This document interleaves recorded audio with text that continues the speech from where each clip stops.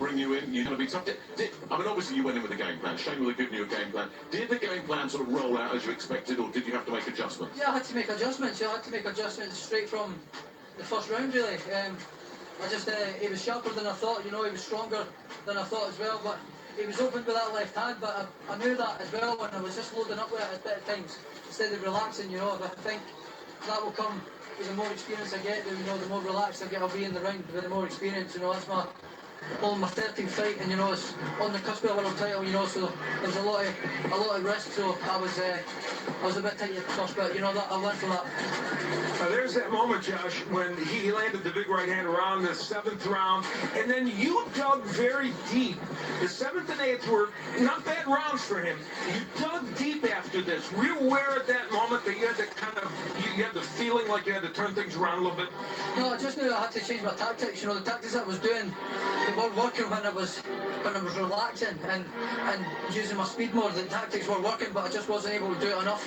I was loading up a bit too much, And yeah, you mentioned the jab. Shane kept mentioning when you used the double jab, you were much more effective. Yeah, when I started relaxing, using my jab and setting up with my quick shots, everything was working. I've been working in the gym.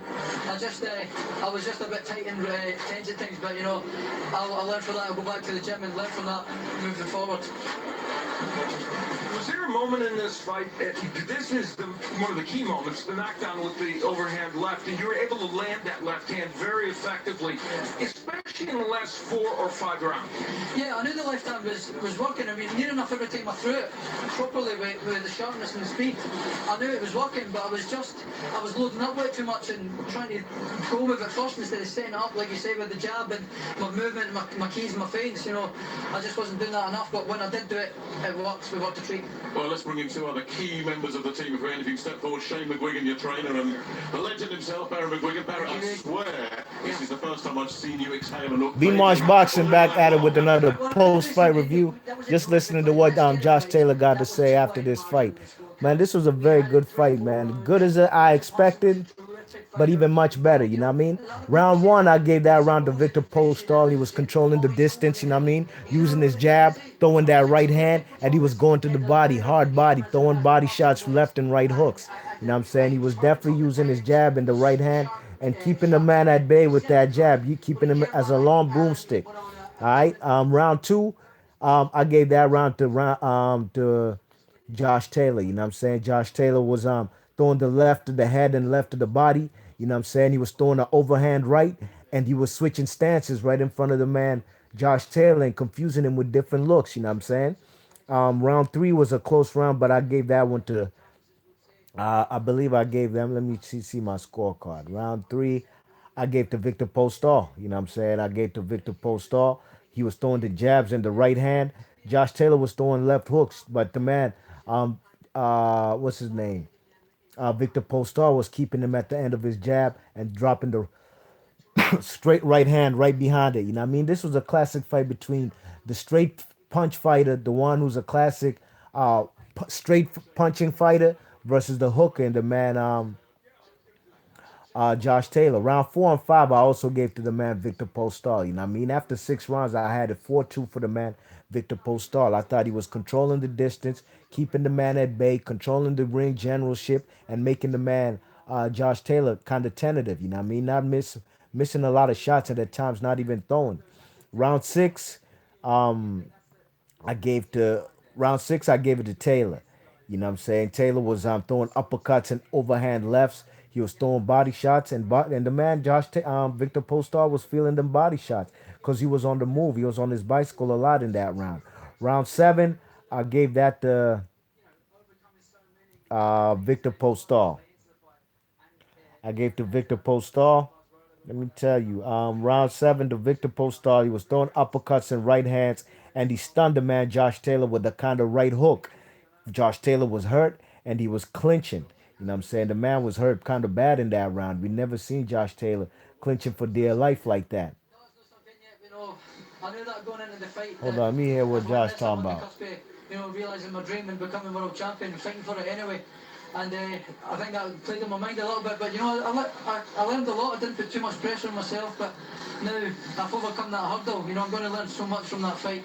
I feel I can perform 30% better than that. You know, I definitely wasn't my best in there. But, you know, still very happy with the performance, and, you know, I had to adapt, and I had to adapt 2 or 3 times as well and change the way I fought. He And definitely I had to thought adapt I in this adapted fight, very well. man. You know, Josh he does Taylor that. showed a lot of moxie in this fight, you know what I mean? Round 8 was a close round. The man Josh Taylor was shifting, you know what I'm saying, doing the shifting kind of European stuff, what fellas like Dimitri Pirog and even Triple G does at times, when he was just shifting his stances, going right from orthodox, from southpaw to orthodox, and he was catching the man Victor Postol with flush punches, you know what I mean? And the left hook, he couldn't miss with that left hook, you know what I mean? That was the medicine and the bread and butter all night for the man Victor Postol. He was getting caught flush with them left hooks, you know what I'm saying? Left hooks that the man Josh Taylor was throwing from his waist, you know what I mean? Round 9, I gave it to Josh Taylor. He was throwing left and right hooks from his waist again. Postal got a chin though, you know what I mean? But he was keeping his chin up too high, you know what I'm saying? Because he was doubling his jab, but he ain't protecting them with his right hand. He ain't keeping the telephone how you figuratively you're supposed to keep a telephone, like your hand, like a telephone by your ear and your chin. And he wasn't doing that. And he was getting caught with flush left hooks, you know what I'm saying? And the left hook wobbled him in round 9. You know what I'm saying? Josh Taylor wobbled Victor Postol. Round 10, I gave to Josh Taylor again. He's switching stances right in front of him, giving him different looks. He's throwing the left hook, and he drops the man in round 10 with a left hook right on the top of the man Victor Postol's forehead, and he goes down. You know what I'm saying? Round 11, I gave that to Josh Taylor. He's landing left hooks.